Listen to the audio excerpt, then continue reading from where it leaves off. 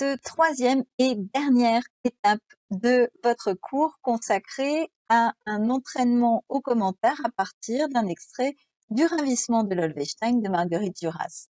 Pour cette étape, il s'agit de s'intéresser à la façon dont on analyse une citation. La citation en question, je vous l'ai imposée, elle n'est pas Dieu, elle n'est personne, et je vous avais demandé de l'analyser de façon à faire de cette citation la preuve irréfutable de ce que LOL fait perdre au lecteur tous ses repères parce qu'elle est un personnage difficile à comprendre, un personnage du manque. Comment je fais pour analyser une citation? Eh bien, tout d'abord, je vais aller chercher des procédés et chaque fois que je vais observer un procédé, l'identifier, je vais essayer de l'analyser en le mettant en regard de mon argument. Premier procédé que je repère, la répétition d'une négation totale. Je vois donc que j'ai un personnage qui se définit par ce qu'il n'est pas plus que par ce qu'il est. Il y a donc une volonté pour la narration, pour l'auteur, de ne pas construire le personnage, mais peut-être de le déconstruire au contraire. Deuxième procédé que je remarque, l'anaphore de elle, anaphore de elle, dont je conclus que il s'agit d'un personnage central et que le passage est tout entier consacré justement à essayer de le comprendre, ce personnage. Je repère également deux autres procédés. Tout d'abord, le parallélisme de construction qui met en regard les deux membres de la phrase « elle n'est pas Dieu, elle n'est personne » et ensuite l'antithèse entre Dieu, c'est-à-dire une entité immatérielle qui est partout et toujours, et puis personne qui renvoie soit à un être de chair qui n'existe pas, soit au néant et à l'inexistence.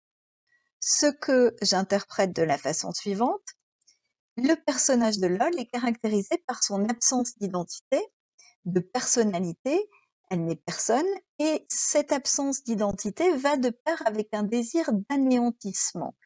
Être Dieu, c'est être tout. Oui, mais être tout, cela veut dire s'effacer, se diluer en quelque sorte dans l'espace, dans le temps.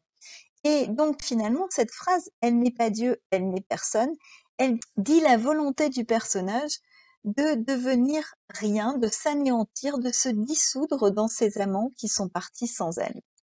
Dernier procédé enfin que je repère, on peut reconnaître un vers blanc, un décasyllabe. Je vous invite à compter les syllabes. Elle n'est pas Dieu, 5. Elle n'est personne, 5. Les deux moitiés de la phrase ont donc le même nombre de syllabes, ce qui évidemment rajoute au parallélisme de construction. Et j'en dis également la chose suivante, c'est que le recours à un vers, c'est une fulgurance qui va venir déchirer la page. Ce vers, il va interrompre en quelque sorte le déroulement, le déroulé de la prose. Comme si nous avions ici une compréhension soudaine par LOL, par le narrateur, peut-être par l'auteur, du personnage de Lolwestein. Une fois que j'ai mené ce travail d'analyse, il ne me reste qu'à rédiger. Voilà ce que cela donnerait. La perte de repère que vit le lecteur de ces pages tient aussi à la construction du personnage de LOL qui n'obéit pas à la construction traditionnelle du personnage de roman. C'est donc mon argument. LOL est un personnage qui échappe au narrateur et qui échappe au lecteur. La phrase finale de l'extrait le dit bien, « Elle n'est pas Dieu, elle n'est personne ». Je cite ici le texte et je me lance ensuite dans l'analyse. Construite sur 10 syllabes, cette phrase, entièrement centrée autour du pronom « elle » qui est ainsi mise en valeur, est un vers blanc qui vient interrompre le déroulement de la prose. Elle se présente donc comme une fulgurance, une vérité possible sur le personnage de LOL, dont le lecteur doit s'emparer pour essayer de la déchiffrer. Or, que dit cette fulgurance? Elle dit que LOL est un personnage du manque, caractérisé avant tout par des négations qui mettent en avant ce qu'elle n'est pas, plutôt que ce qu'elle est. Elle dit aussi, avec l'antithèse entre Dieu et personne mise en valeur par la construction parallèle, que le personnage se caractérise par son absence d'identité qui va de pair avec un désir d'anéantissement. Être personne et être Dieu, au fond, cela revient à s'effacer, à se diluer ou à se dissoudre dans ce qui est autour. Le personnage de LOL est donc un personnage que la narration déconstruit plus qu'elle ne le construit. Nous en avons terminé pour aujourd'hui. Je vous félicite pour votre rigueur, pour votre travail.